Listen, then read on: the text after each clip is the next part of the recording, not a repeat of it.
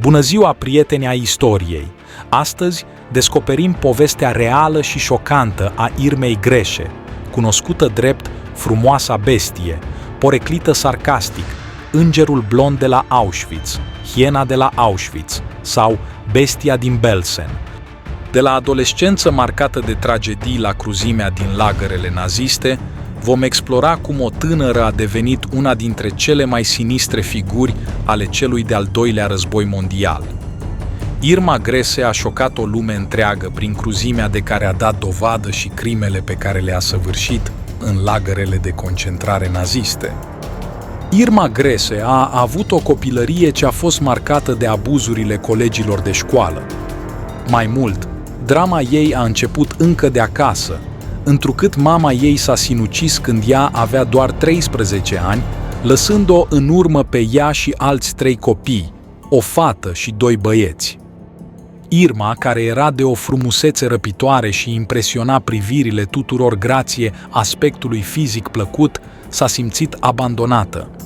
A încercat să intre în Liga Fetelor Germane, celebra organizație pentru femei a tineretului hitlerist, dar tatăl ei nu și-a dat acordul. Astfel, ea și-a găsit refugiul în capcana utopică a idealurilor naziste. A încercat să devină asistentă, însă n-a avut noroc.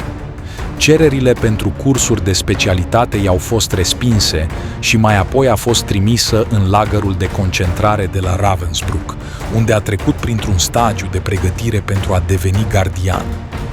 În 1943, în luna martie, ea a fost transferată la Auschwitz, iar în doar câteva luni, până la sfârșitul anului, a ajuns femeia cu al doilea cel mai înalt rang al lagărului, având în grijă cel puțin 30.000 de prizoniere. În ianuarie 1945, Grese ajunge iarăși la Ravensbrück, iar din martie până în aprilie este trimisă la Bergen-Belsen. Ce a făcut însă, în timp ce se afla acolo, este de-a dreptul șocant. Irma Greșe este cunoscută drept cea mai sadică nazistă, întrucât era foarte dură cu prizonierii, pe care îi tortura în cele mai cumplite moduri. Mai exact, ea îi biciuia până când își dădeau ultima suflare, ori azmuțea câinii flămânzi pe ei, până când rămâneau fără piele. Mai mult de atât, fără să aibă vreo remușcare, îi împușca ori au fost gazați. Ucidea, în medie, cam 30 de persoane pe zi și nu se dădea în lături nici de la a tortura copiii. Zeci și sute de mii de copilași au fost smulși din brațele mamelor și au fost gazați cu o cruzime de neînchipuit. Irma ocupa a doua funcție din lagărul de la Auschwitz, după Maria Mandel. Avea în grijă peste 30.000 de prizonieri, între care femei poloneze, ungare, de etnie evreică. Îi plăcea să tortureze în special femeile care arătau bine. Îmbrăcată în uniforma ei și cu părul perfect aranjat, Irma impresiona prin aspectul fizic. Se plimba printre prizonieri și era însoțită de mai mulți câini care erau tot timpul înfometați. Dacă ceva o deranja, ea asmuțea patrupedele împotriva oamenilor, care erau ulterior devorați. Se spune că aceasta era una dintre cele mai mari plăceri ale ei. Un alt mod de tortură preferat de Irma era să lovească cu sânge rece prizonierii.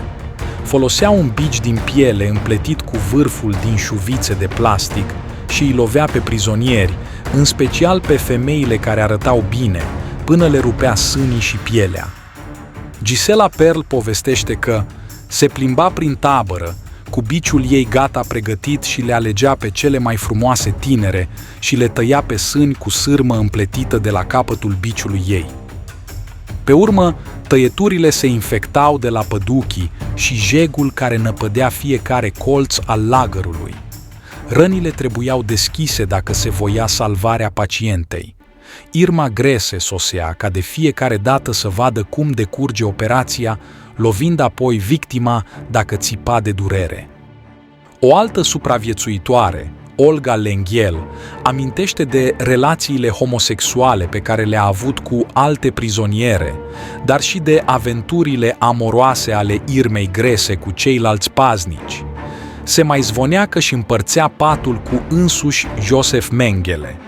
În mai multe rânduri, a și hotărât împreună cu el ce femei urmau să fie trimise în camerele de gazare. Firea ei promiscuă a dus inevitabil la sarcini nedorite și nu avea nicio problemă în a apela tocmai la cele pe care le tortura, când voia să se descotorosească de pruncii noi născuți. În timpul avortului, pentru a se asigura că viața nu-i va fi pusă în pericol, obișnuia să țină un pistol la tâmplă celei care o ajuta. Totodată, prizonierele care rămâneau însărcinate în urma abuzurilor petrecute în lagăr nu găseau niciun pic de milă de la grese. În timpul nașterii le lega picioarele, urmărind apoi cu satisfacție moartea nu doar a mamei, cât și a pruncului. Grese a adoptat, de-a lungul timpului, o atitudine ce oscila între indiferență și dispreț. Mărturisirile zecilor de persoane au confirmat perversitatea acesteia, dar și sadismul cu care făcea rău. Un rol important cu siguranță l-au jucat traumele din copilărie, dar autoritățile au fost cele care au permis aceste excese. De altfel, la proces Grese nu s-a considerat vinovată pentru nici unul dintre capetele de acuzare. A considerat că doar urma indicațiile stabilite de superiorii naziști și atât. Dintre toți cei acuzați, ea a fost singura care a rămas sfidătoare. Chiar și atunci când verdictul a fost citit, nu a schițat niciun gest. În seara dinaintea execuției putea fi auzită, împreună cu Elisabeth Volkenrath, una dintre condamnate cum intonau imnuri naziste, iar a doua zi, în timp ce ștreangul îi era pregătit de nimeni altul decât Albert Pierrepoint, Grese l-a silit să se grăbească, zicându-i "Schnell, schnell!".